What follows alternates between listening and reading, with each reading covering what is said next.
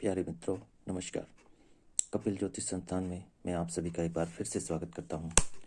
आज मैं आपको एक महत्वपूर्ण योग और एक कुंडली देखने का तरीका भी बताने जा रहा हूँ, जिससे यदि कोई भी व्यक्ति उसके अपने उन दोनों घरों को, जो भी ग्रह बैठा हुआ है, उसको देख सकता है, उसके परिणाम जान सकता है और उसके उपाय भी कर सकता है। आइए एक छोटा सा आपको तरीका बताता हूँ योग के साथ। लाल किताब के अनुसार दूसरा घर और छठा घर, दूसरे घर की हमेशा दृष्टि छठे घर पर पड़ती है।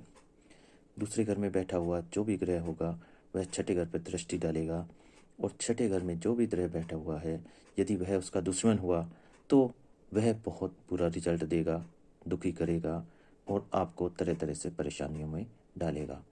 यदि दोनों अच्छे रिजल्ट हैं, दोनों अच्छे ग्रह बैठे हुए हैं दूसरे में और छठे में, तो यह एक अच्छा संयोग है।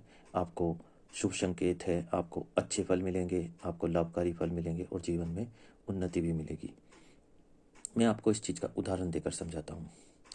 मान लीजिए दूसरे घर में आपका सूर्य बैठा हुआ है और छठे घर में राहु बैठ जाता है। अब राहु, सूर्य की दृष्टि राहु पर पड़ी।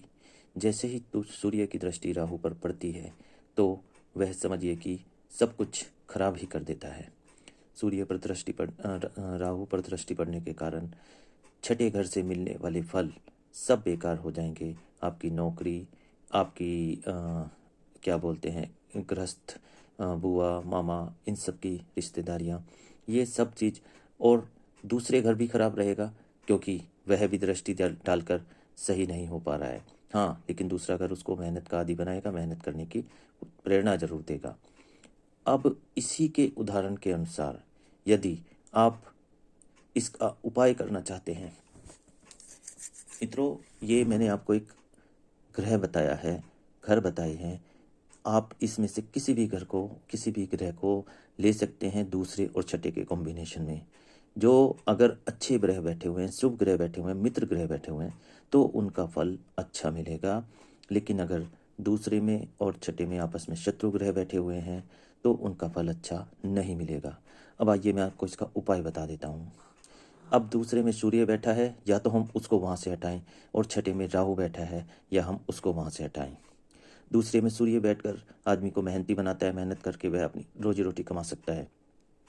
इसको अगर हम वहाँ से नहीं हटा रहे हैं, तो छठे में अगर राहु बैठा है, हम वहाँ से हटा रहे हैं। वैसे छठे में बैठकर राहु भी बहुत अच्छा फल देता है, मजबूत होता है और अच्छा फल देता है।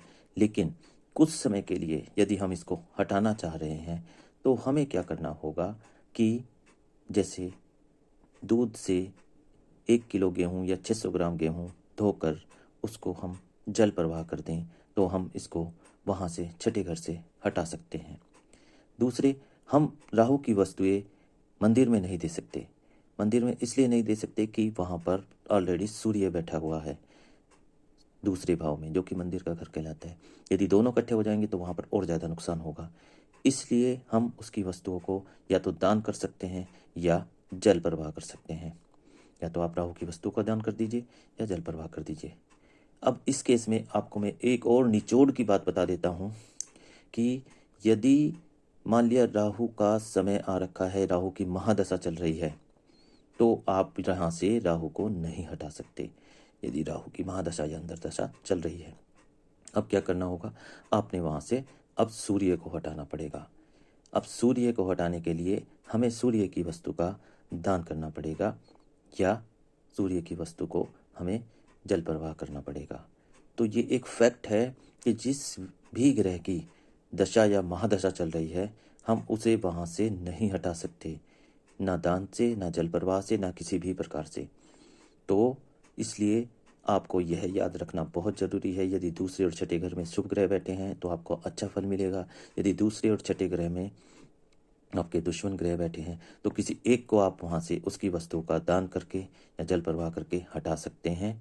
लेकिन उसमें से जिसकी महादशा चल रही हो उसको नहीं हटा सकते, या जो आपको सही फल दे रहा हो उसको मत हटाइए। जिसकी दृष्टि से दूसरा ग्रह खराब हो रहा हो उसको हटाइए। तो आशा है मित्रों, मेरे द्वारा दी गई जानकारी आपको अच्छी लगी होगी। यदि अच्छी लगी हो तो लाइक और सब्सक्राइब जरूर करें। तब तक के लिए धन्यवाद। जय श्री राम, राधे राधे, नमस्कार।